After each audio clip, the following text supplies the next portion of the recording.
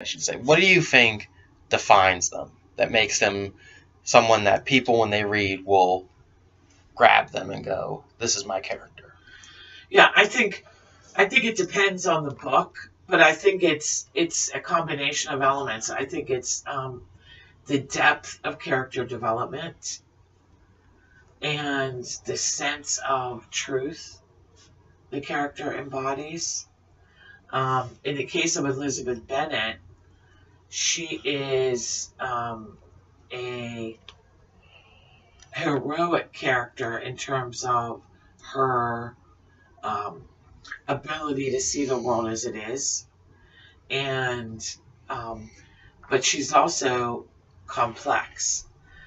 She's a fully developed character. She's not one-dimensional. So she, in the end, learns that she has prejudiced herself against Darcy without knowing the full story, right? Mm-hmm. So I think complexity, fully human characters, characters that aren't without flaws. And, I would argue that Atticus Finch, even though he acts honorably, he ultimately can't save Tom from his cruel fate, right? So he's not a hero in the sense that he saves the day, but he's a hero because he acts honorably with courage and morality in the face of, mob behavior, injustice in terms of Tom's having been, falsely charged and arrested and then ultimately dying as a result of that. Okay.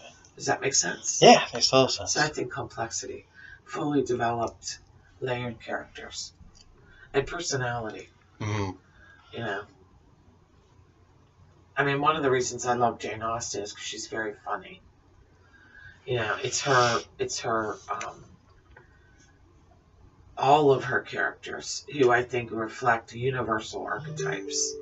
So we have, in Pride and Prejudice, Mr. Collins, mm-hmm. who is like, the classic bore, the classic kiss up to Lady Catherine, this sort of, person that nobody wants to sit next to at a dinner party. But we can all respond to that because we know and we've seen these archetypes in our lives. So they help us to make better sense of our lives. Now, so with the next question, this is revolving around what makes some characters unappealing. And you mentioned J.D. Salinger and Catcher in the Rye, a book that I dislike also. What about that book, and especially, what are some things you dislike about certain characters in stories?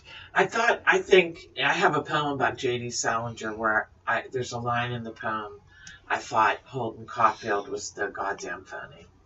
And there's a phoniness to him as a character. He's just kind of, I think the book is it's a great book. I think it's a voice-driven book more than it is character-driven. But to me, he's always been a sort of whiny character.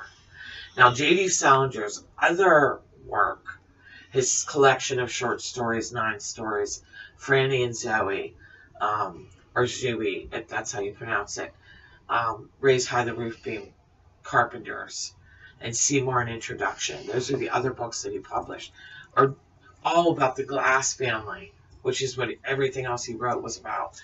And I find those characters much more relatable and accessible. Even as a teenager reading Catcher in the Rye for the first time, Holden Caulfield never captured my heart in the way that Elizabeth Bennet or Atticus Finch or Scout or other characters from other books have.